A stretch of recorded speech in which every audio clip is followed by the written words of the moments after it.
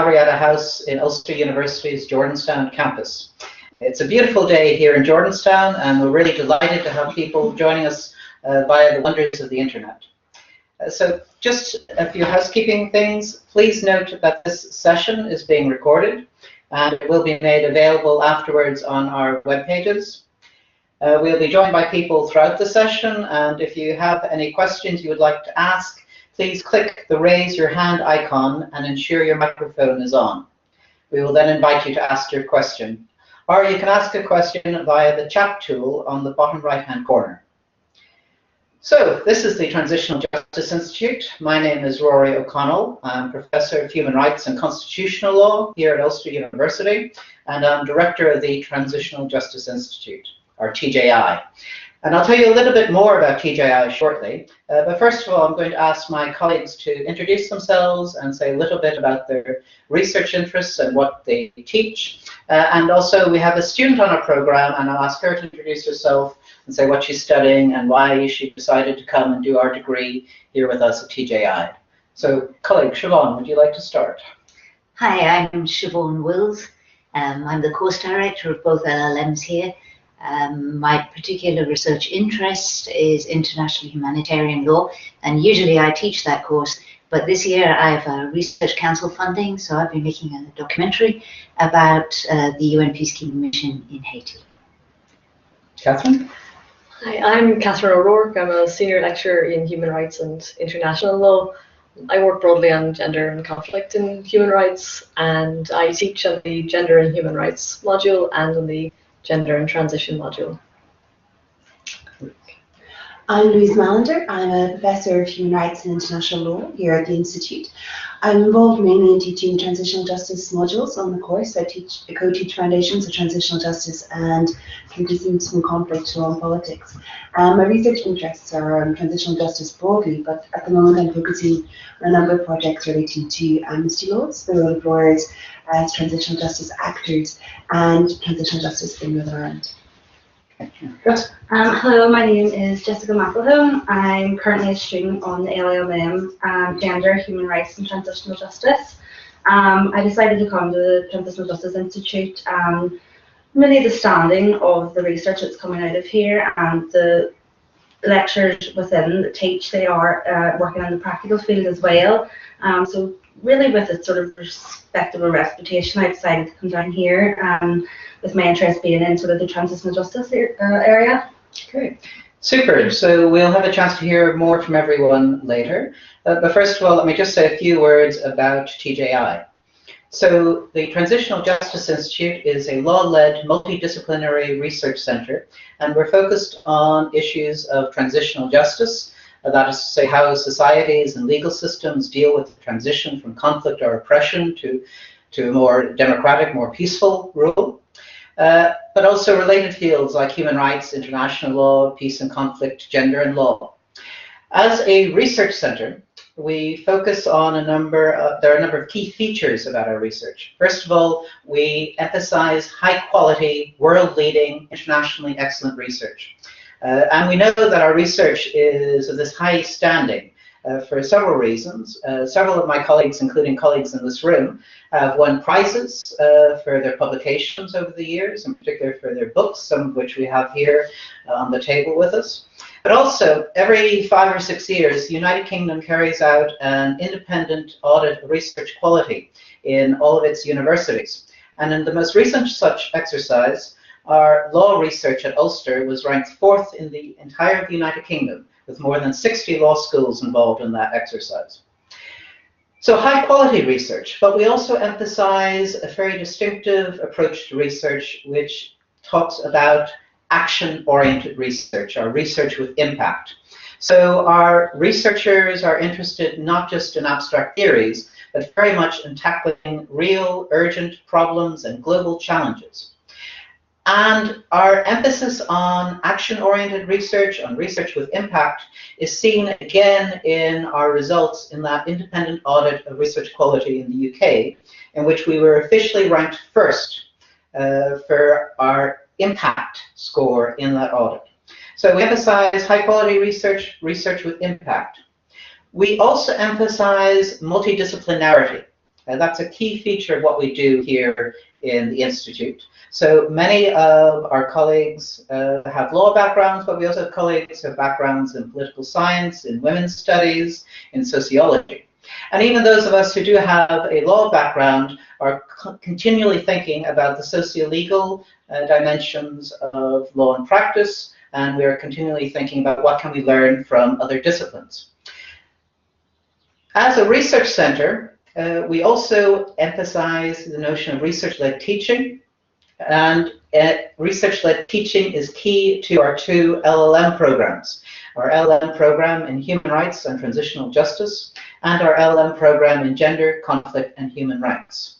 So I'm now going to ask our course director for these programs, Professor Wills, to say a little bit about these programs. Hello. I'm just going to give a brief presentation, which I think you can see up on the screen, a brief PowerPoint on the structure of the LLMs, how they work, because I'm sure you'd be interested in actually what kind of classes you'll be attending and how the system works. So we have 2 LLMs. They are interrelated, but they have a separate focus. One of them is on human rights law and transitional justice, and the other one is on gender, conflict, and human rights. Both of them have small classes. The compulsory classes are usually about 20 or 30 in the class. The optional modules about 7 or 8. And as my colleague here, my boss, Rory O'Connell, has just mentioned, teaching here is research-led. All my colleagues here are, I would say, world-leading in their field. So just the next slide there should have come up for you, describing the structure of the LLMs. And I'll talk about the LLM in human rights law and transitional justice first. In the first semester, you would study 2 core courses. They're not optional courses, they're core courses. One of them is Foundations of International Human Rights Law, and alongside that, you would also study Foundations of Transitional Justice. So you would have studied the 2 core courses that are in the title of the LLM, Human Rights Law and Transitional Justice. In semester 2, you would choose 4 optional modules, 15-credit modules, and the current options, they vary each year depending on the interests and availability of our teaching staff. But currently we have on offer as the choices: gender and transition, transition from conflict, law and politics, transitional justice, regional perspectives, international humanitarian law and transitional justice contexts, that's mine, economic, social and cultural rights, equality law, memory, politics and transition. And if you want to ask questions about what those modules are about afterwards, please do so. Towards the end of the second semester, you take a compulsory module that prepares you for writing the dissertation. So it's a research methods module that prepares you for writing the dissertation, which you write the end of semester 2 and over the summer. So I'm moving on to the second slide now, which describes the sister LLM, or brother, I suppose, the LLM, Gender, Conflict and Human Rights. In semester 1, you would study gender and human rights, and that's a compulsory module. And then you would choose either Foundations of International Human Rights Law or Foundations of Transitional Justice. And when you study those, you would be sitting in classes alongside the students of the LLM in Human Rights and Transitional Justice. So there is osmosis the right word? There is communication at any rate, a friendship between the 2 LLMs. In semester 2, you would take Gender and Transition, which is a compulsory module. So the 2 core topics of the Gender, Conflict and Human Rights LLM, the Gender in Human Rights and Gender and Transition. You do one in the first term and one in the second semester. And you would also take 1 optional module from the same choice as the optional modules for the LLM in Human Rights and Transitional Justice, which transition from conflict, law and politics, transitional justice, regional perspectives, international humanitarian law and transitional justice context, economic, social, and cultural rights, equality law, memory, politics, and transition. And just as with the other LLM, the LLM in human rights and transitional justice, towards the end of semester 2, you take a compulsory dissertation research methods module, which prepares you for writing the dissertation. And you write your dissertation over the end of the second semester and over the summer, the third semester. It's also possible to study the LLMs on a part-time basis, so I'll just run through the structure of the 2 LLMs if you choose to take them part-time. So if you choose to take the LLM in Human Rights and Transitional Justice part-time, in year 1, semester 1, you would do Foundations of International Human Rights Law. And in semester 2 of year 1, you take 2 of the optional modules, the same choice of optional modules as for the full-time course. Perhaps I won't read them all again, as I've read them twice. And then in year 2, in semester 1, you take the other compulsory module, Foundations of Transitional Justice. And in the second semester, you take one of the 15 credit optional modules from the list that we've discussed. Towards the end of the second semester in year 2, you would take the compulsory research methods module, which prepares you for writing your dissertation, which you will write over the summer of year 2. So that's the part-time pathway for the LLM, Human Rights and Transitional Justice. And you can also do the LLM in Gender, Conflict and Human Rights on a part-time basis. So I'll just run through the structure of that. In year 1, semester 1, you would take Gender and Human Rights. And in semester 2 of year 1, you would take Gender and Transition. So you take the 2 core modules in year 1, semester 1, and then in semester 2, Gender and Transition. In year 2, semester 1, you would take Foundations of International Human Rights Law or Foundations of Transitional Justice. And you would be in that class with students from the LLM in Human Rights and Transitional Justice. In year 2, semester 2, you get to choose one of the optional modules from the list that I've read several times. At the end of semester 2, you take the research methods module that prepares you for writing your dissertation. And over the summer of year 2, you write your dissertation. I think this PowerPoint will be available to you afterwards, so if you're a little unclear, you can easily check back on it. At least I hope you'll be able to. Teaching and assessment. The classes are a mixture of weekly classes and block teaching. So weekly classes would be 3 hours every week, or block teaching will be a full day from about 9:15 to 4:15. The reason that we do some of the modules on a block basis is to enable students to be able to do part-time work or full-time work sometimes, provided their employer will give them time off. And the days that you need to take time off are Thursdays and Fridays.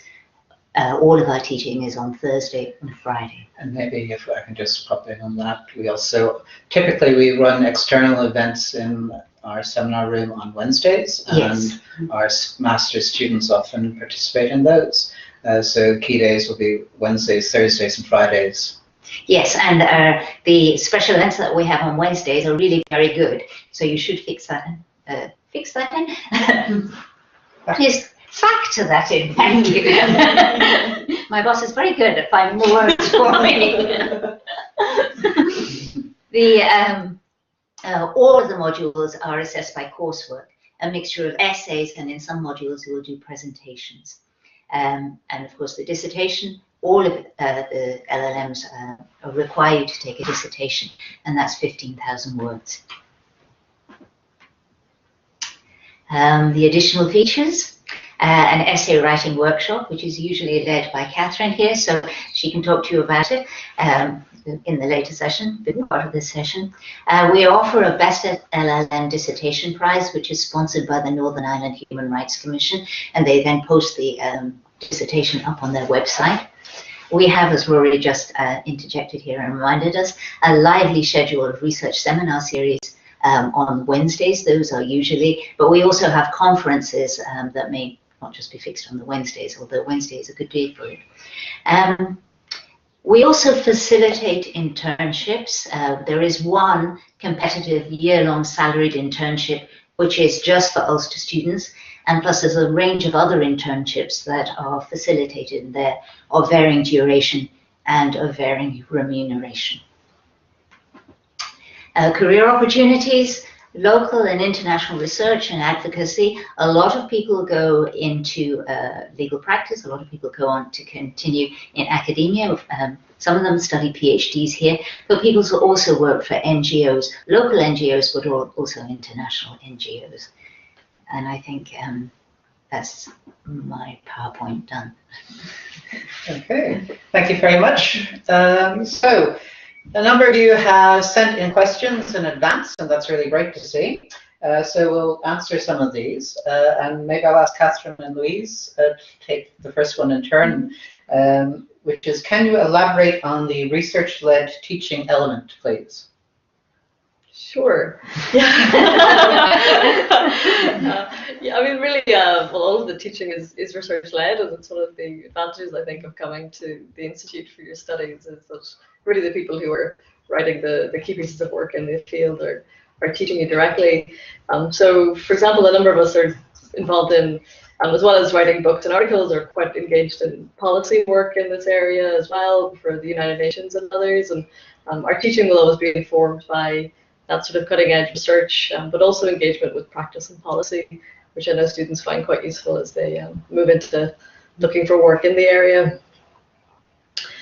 Should I keep talking? Yeah. Louise maybe wants to come in, sure, and then we can follow up. Yeah.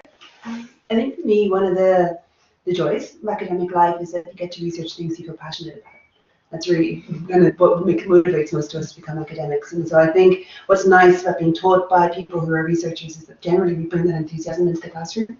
And so it makes it, I'm happy and delighted to be able to talk about what I'm researching with the students. I like hearing their thoughts, and sometimes I like testing ideas. And then I think in terms of how my research influences the subject matter that I teach, I think firstly, if you're research active, you tend to be very up to date with all the current debates, as Catherine was saying, the most recently published literature, etc. I find that sometimes I structure sessions in my classes around some of the things I'm working on. So for my module in semester 2 at the moment, I have one session on lawyers as transitional justice actors, which builds on the research we've been conducting in 6 different transitional countries.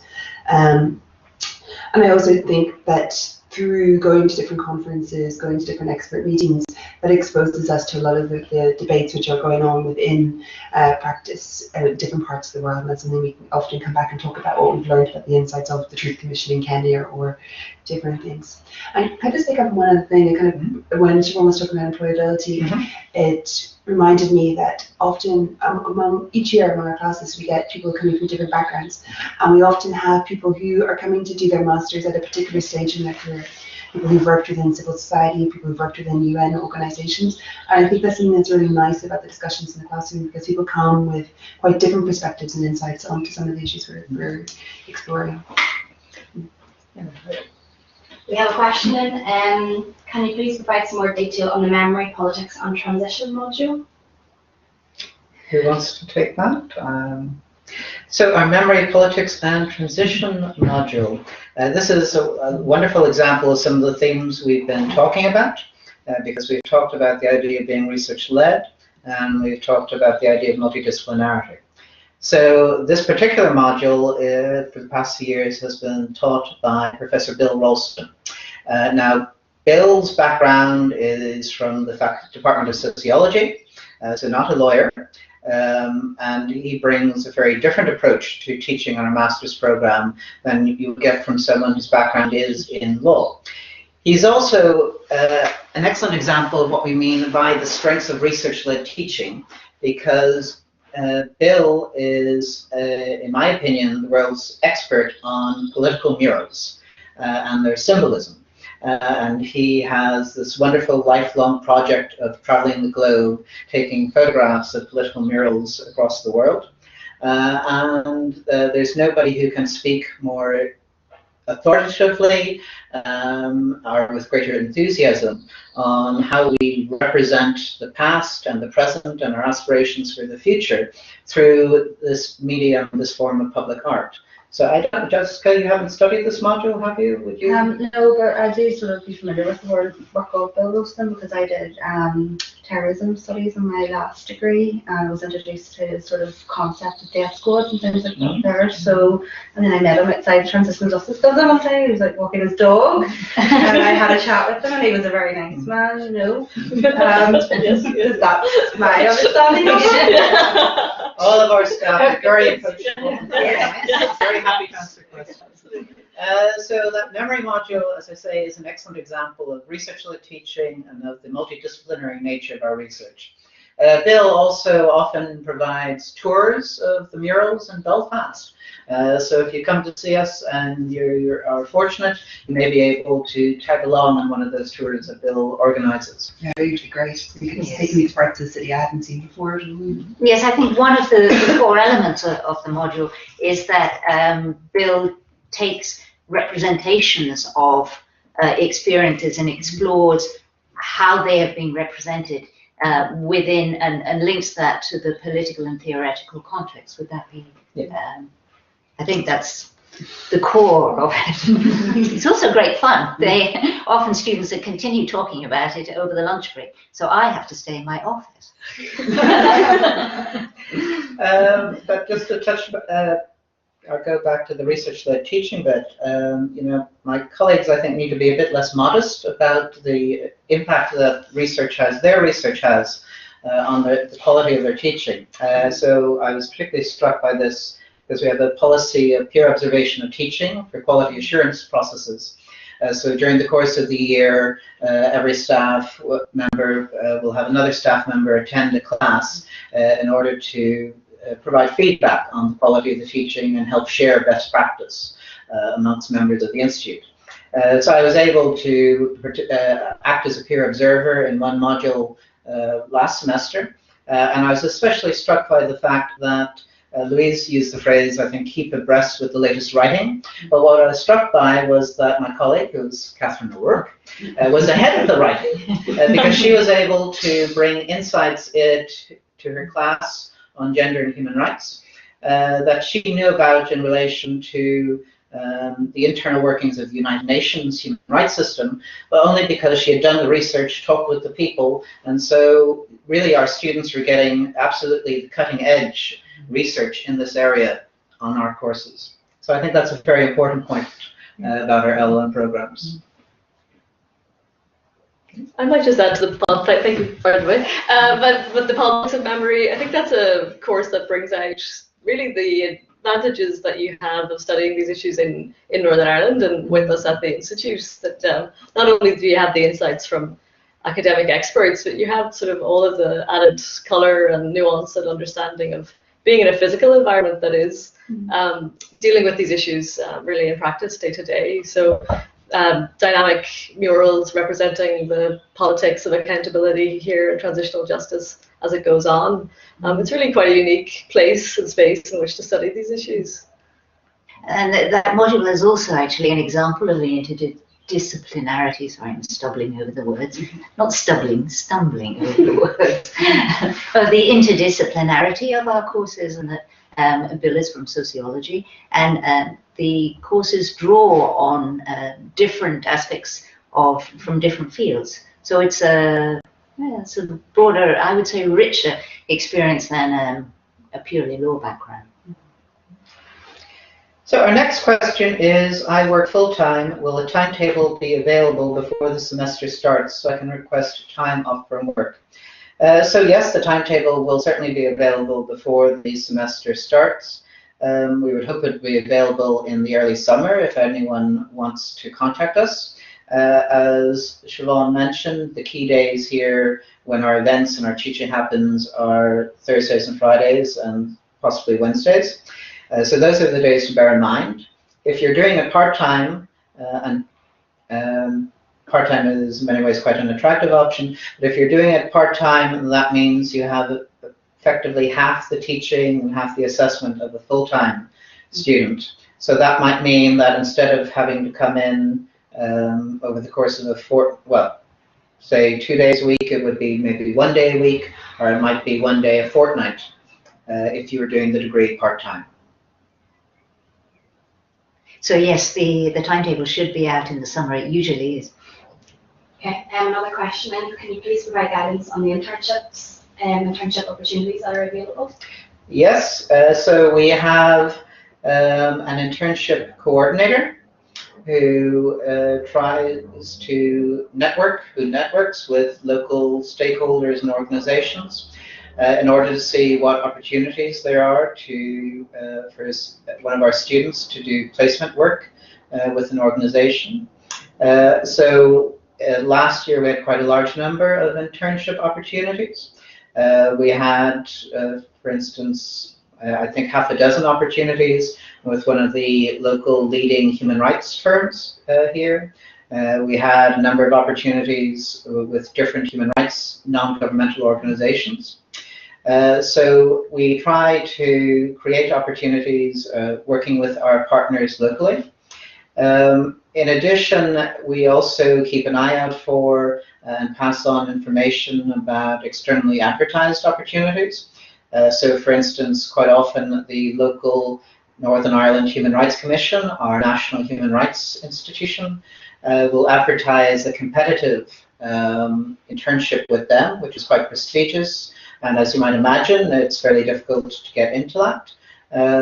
But so we circulate information about that because it's a public competition. And I think our master's students have been quite successful. Certainly in the past 3 years, I think we've had 2 interns with the Human Rights Commission. So there's those type of opportunities. I would say they are always competitive. So we don't guarantee in any sense any internship opportunity, but we do try to facilitate them as much as possible. And there's the Law Society offers 1 year-long paid internship to an Ulster student that specialises in human rights or public law or transitional justice. It's a competitive system, opportunity in that you must write an essay, but it's there and it's limited. I mean, it's competitive in that you're competing against fellow students, but it is specifically for Ulster students.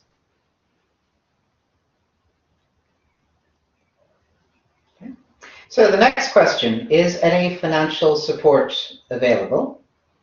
So in terms of financial support and fees, you should take a look at the university's website in order to understand what the fees are, because they differ depending on whether you are a home student or an international student. And of course, the way in which fees are paid will differ depending on whether you're full-time or part-time. You should also take a look to see how they are paid, because the university does have a number of schemes in order to make it easier to pay. So for instance, for Ulster students, there has been a discount if you're a current Ulster student. There is a discount if you pay everything up front. There is also a very attractive option to pay the fees in installments over the course of some 10 months, which makes it more manageable. And in particular, if you were to take that option for the part-time degree, that would make the cost of a master's program much more manageable. In terms of other forms of financial support, the university will consider offering a small contribution towards fees to international students. So international students may be able to avail of a £2,000 scholarship, which is directly applied to the international fees. So effectively, it has the potential to reduce international fees by £2,000. And then do keep an eye on TJI's social media. Do sign up for our email newsletter on ulster.ac.uk/transitional justice, because we do hope to be able to offer some small bursaries later in the summer. So that's what I would say about financial support, unless there's anything I've left out. We have had some students who've come having got their own international funding as well, so some prestigious scholarships, like the Mitchell scholarships, Yes. etc. Yeah. Yes, I think the British Chevening Scholarship is the most. We've had several Chevening Scholars on our programs over the years, and that's certainly, if anyone is looking at any international applicant is looking at scholarships, that's certainly one that I would encourage them to look at, and that's courtesy of the British Council. Student finance, maybe also talking about funding master's degrees. It's been in circulation, but obviously you need to sort of check on their website. And then there's Susie down south as well for funding. But Susie? Susie, yeah, SUSI. Obviously they do international students and residents of Northern Ireland as well. You can get funding from them. I think it's a bit of a nightmare process, but it is still there. Maybe on the other side of this web, they know what Susie is, but I don't. So maybe you could just. I mean, know it as Susie, SUSI. That's just the yeah, but then they do funding as well. It's the Irish government-run Yes. funding scheme for higher education. But like I said, there has been talks for master's funding. I've seen it on student Yeah, I finance believe that website. now for non-international students that the government you can access loans now for master's students Yeah. to study. About time too. Our next question, is accommodation available on campus for international students? Yes. But you'd have more fun in town. There is, it's true. Well, so the answer is yes. We should explain we're in Jordanstown, and probably if you're an international visitor, you have no idea where that is. But basically, Jordanstown is Belfast. If you find Belfast, we are a 10-minute drive from Belfast city centre. We're situated along the loch shore, so the estuary, leading out into the sea. We have a beautiful view out from our building, overlooking the loch. It's really beautiful. There are seals there at lunchtime. I keep telling my colleagues, come down and look at the seals. And they just kind of look at me. But it's true, they are there. And there's a cafe. Yes, so on a lovely day, as today happens to be, it's a 5-minute walk down to the loch shore. It really is one of the beauties of where we work here in Dalriada. The student village is also part of the Dalriada complex, in fact, so it is a 2-minute walk from our building here. But as Siobhan says, many students also choose to live in Belfast, and Belfast is now regularly appearing in lists of the most fun, most exciting, and most happening city to live and study in. So it's really a place worth visiting, both for the academic excellence of our degrees, but also the social life, I think. And Jessica, I don't know if you want to chip in on living in Belfast? I don't really have much of a social life, to be honest. But, I do know a lot of the other students, it's sort of like a sort of sense of community. They all sort of rally together, and nobody's sort of left out. There's always, you come on for a night out, and there's plenty of places to go. I don't really go to them, but I have heard they are worthwhile. They are. Actually, what I think is nice about this campus is that it's very accessible. Like, if you do live in the city centre, there's you get out here by trains. There's 10-minute train journey, buses. Yes, it's And very it's a really good cycle route. So today was one of the first times I've cycled kind of most of the way along the loch shore there, and it was really beautiful in this weather. And most of the cycle route is off-road. Yes. Yeah,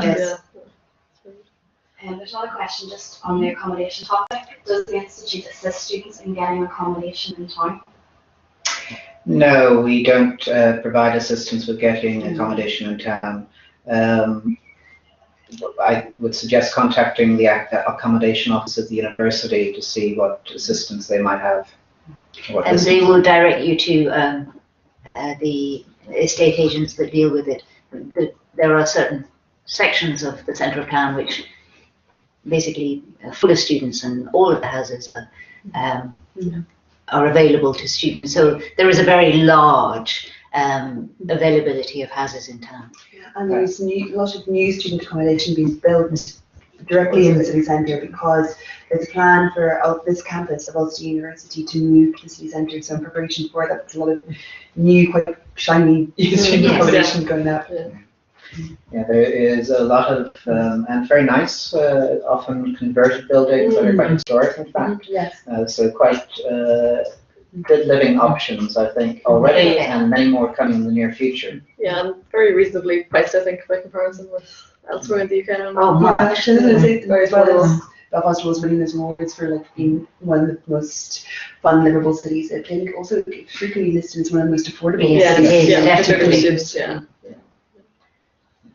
Plus, Belfast is quite fun, and maybe my colleagues might also want to talk a little bit at some point about the beauties of Northern Ireland, which has much spectacular scenery. But also Belfast is quite close to other parts of these islands. We are, for our international visitors, only a 2 hours train journey to Dublin.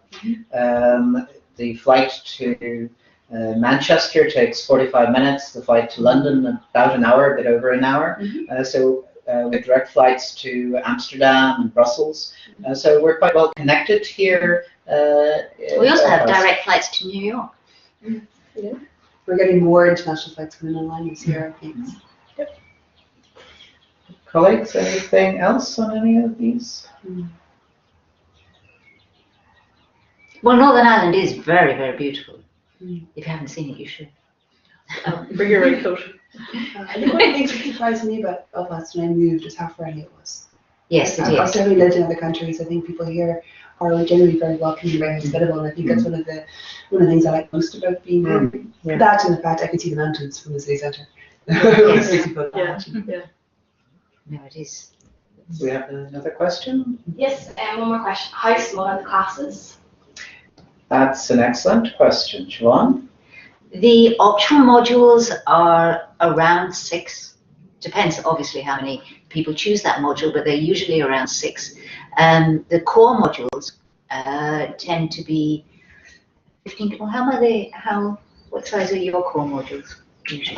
They're, yes, we it's about 12 or 15. That's 12 or 15. Yeah. And some of the LLM, where the foundations of human rights and foundations of transitional justice may be a bit more than 12, because you have some from, you have both students from both the LLM in human rights and students from the LLM in gender. So that would be slightly larger. Yes, and it varies from year to year, but I think somewhere between 10 and 20 every year in the core module, and I think my optional half module this year had about 10 students.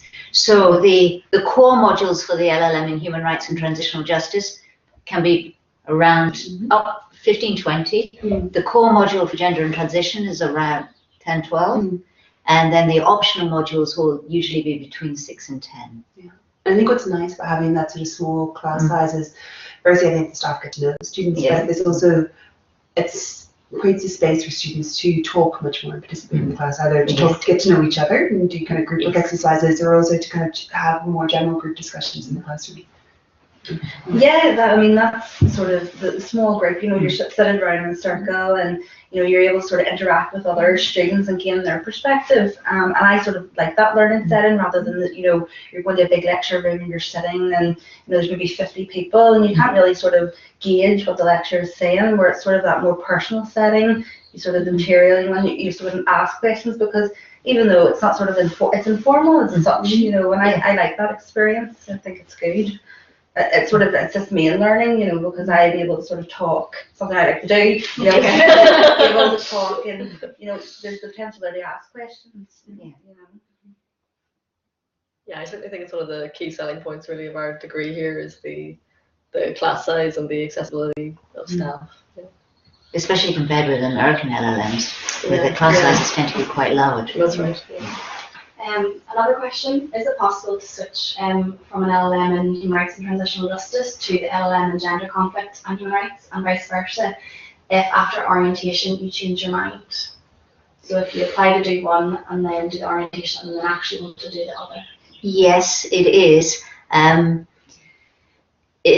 order to, you will have to take the core modules for whichever one you end up wanting to complete, and depending what you've started off with. So if you change in the first couple of weeks, that's no problem at all. But if you want to change halfway through the year, say in January, then you may have to spend a bit longer to cover a core module that you've missed.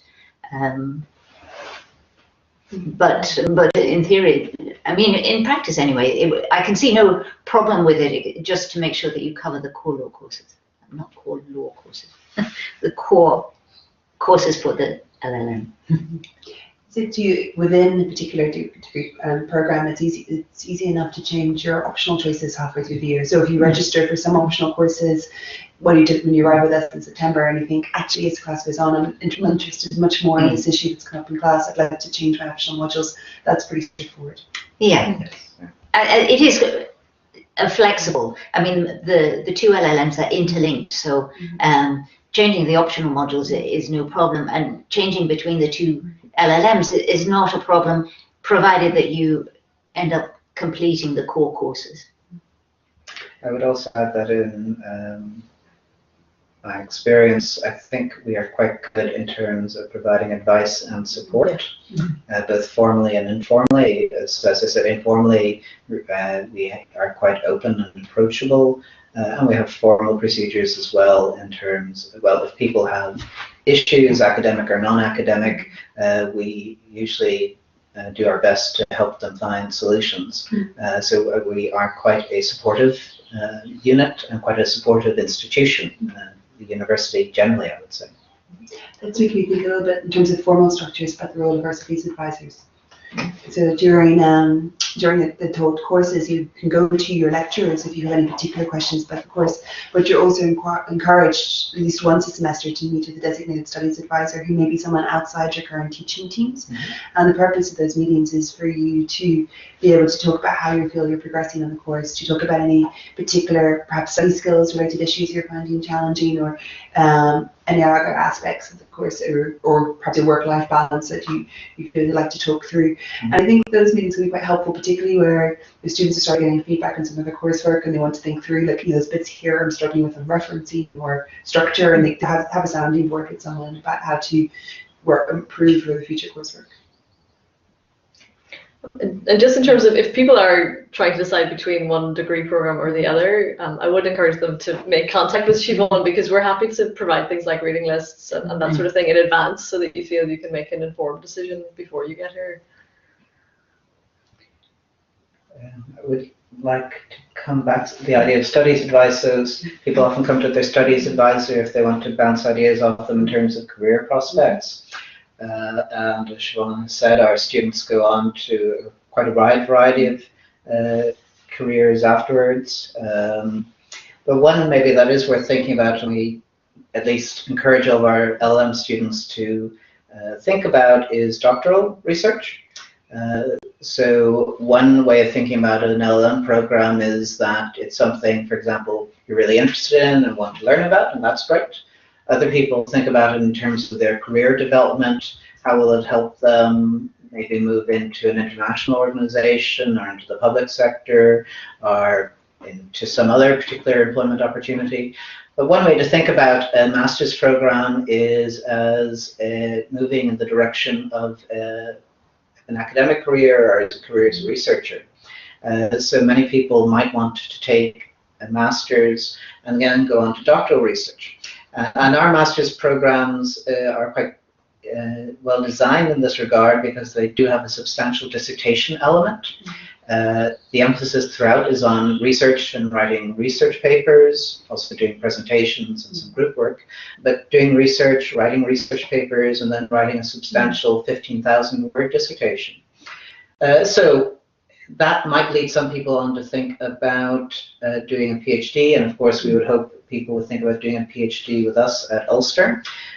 We have a very well developed PhD scholarship program, a competition that is advertised every year, typically in December, with deadlines in February. And we're always happy to talk to people about that option at any stage, before they come here or while they're here. I think we have quite a well-developed PhD cohort. Yes, we do. Yeah. And they're a very enthusiastic bunch. They come from all parts of the world, and I think what's nice is sometimes they sit in on master's programs as well, so that contributes to some of the discussion. And there's good mingling between the LLM and PhD students. The another question in from Jessica Kelly. Is an LB mandatory for the LLM? I'm a master's student in human security and peace building, focusing on Colombian transitional justice and gender-based violence. Great question. Great question. And the answer is that if you read the web pages for the full details, it tells you what you need is a degree in law, humanities, or social sciences. So again, this is part of being a multidisciplinary degree, a law-led multidisciplinary degree. So it is a master's in law, but we open it to people with primary degrees in the quite broad area of law, humanities, and social sciences. So that's one thing to bear in mind. The other thing to bear in mind, maybe one of my colleagues wants to jump in at this point, is that we also have the possibility to accept people with other types of qualifications. Because Ulster University has an extremely strong reputation for widening access. It's something that we take very seriously as a university at all levels. And so we have routes into degrees that recognize other forms of qualifications and other forms of experience. So typically every year we would get some applicants who come to us who don't meet the formal requirements, but they can provide us with information and details on what they've done that provides an evidence basis for us to decide that they can join our master's programs. Yeah, so I think quite a lot of our students, in fact, come to us with a degree other than law. Yes, I know this because I process the applications, and a lot of people come with generally related, but occasionally I have made an unconditional offer to someone with a fine arts degree, but it was a very good fine arts degree, and her statement was really very strong. So it is possible to. I should say that the Kelly's background, you talked about things she's interested in, that does correspond to other things that are done. Of course, I mean, I think for my own modules in transitional justice, the content would vary from year to year. Of course, as it gets updated and different things are happening in the world of transitional justice. But Colombia is something that has featured quite heavily in the last year or two. Obviously because of what's going on, and because I think a lot of people here in the Institute have been involved in various ways in that peace negotiations. And if Kelly wants to, you might want to drop us a line, because we do have, as Louise says, quite a few people here have been thinking about and working on Colombia, so we can certainly provide you with more details about that. And for example, we have at least 2 of our PhD students are doing projects in relation to the Colombian peace process. Yes, Kelly says she's read Isabella Fleecy's work. Actually, Jessica's not a law graduate, so you might have something to say about that. No, my background is criminology and criminal justice at the University of Ulster, and I sort of had Monica Mcwilliams with the gender as part of my previous degree, and that's sort of got me interested. But with sort of like delving into the law aspect with it, it's not too full on. A lot of people sort of, I think, initially they panic, like, oh, it's a master's in law, I'm not going to be able to do it. But I mean, it's a sort of a gradual process. You're not just thrown at the deep end. And as you sort of go on, you're able to sort of read the policy documents. You're sort of taught how to do that there. You're sort of taught how to interpret them. So it's, like I said, it is a process. I mean, I think I love the course. So I do, and I think the lecturers and all on it, they're very supportive. For Catherine, for example, she would send us extra detail, give us more work she does, like, if we've had a discussion in class and, it's maybe not on the topic and it's something of interest related to the sort of area, Catherine has sent us links and stuff that has, it's good that way, it's something additional, so just went out of their way to sort of provide something that every class has been interested in. You're getting a chance to meet some of us now. And we've talked a bit about some of our other colleagues, like Professor Ralston. Jessica refers to Professor Monica Mcwilliams, who's one of our colleagues, an emeritus professor with us in the Institute. And Professor Monica Mcwilliams was the Chief Commissioner of the Northern Ireland Human Rights Commission. She was one of the founders of the Women's Coalition. She was involved in the Good Friday or Belfast Agreement negotiations. She was nominated for the post of Special Rapporteur on Truth, Justice, Reparations and Guarantees of Non-Repetition. So a really wonderful world-class figure that we're very proud of in our institute. And she's also done some teaching. So she's been scheduled to do some teaching on our master's programs, as usually for maybe one session a year, one session a semester. So we have people like that. We have regular visitors to the institute who help sometimes do guest teaching specifically on our master's program. So for instance, on one of our programs last year on gender and human rights, we had 3 or 4 guest speakers. We also have, as well as guest speakers in the modules, we have an extremely packed program of seminar speakers, conferences, workshops. So just the other week we had Professor Dan Joyner from the University of Alabama come and give us a talk on the use of chemical weapons in Syria and the US response to that. Tomorrow we have a really big event organized by Catherine here, and along with colleagues in other institutions in the Inns of Courts. I don't know, Catherine, do you want to say a little bit about what's happening tomorrow? Sure. We're launching a book which is a feminist judgment project, and it's a number of academics and activists who've got together to rewrite some key judgments in Irish and Northern Irish law. So it's the culmination of a 3-year project.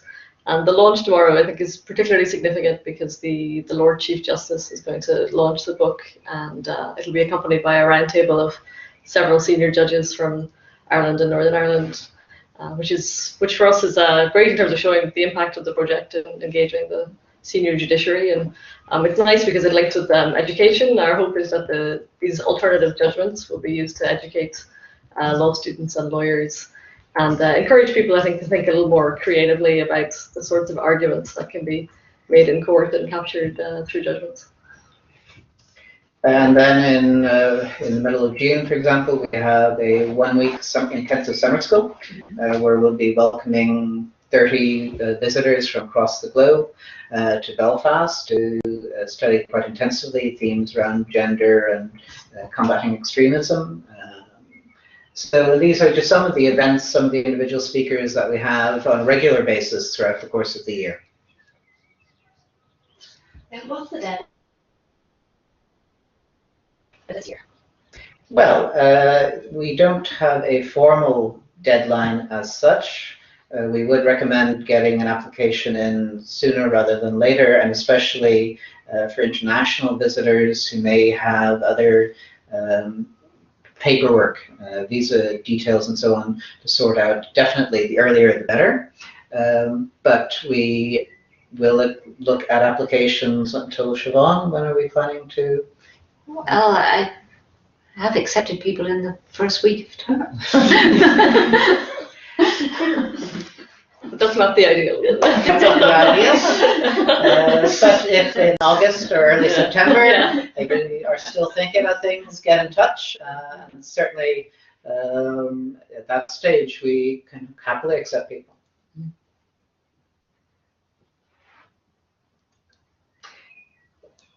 Jessica, maybe a question for you. Okay.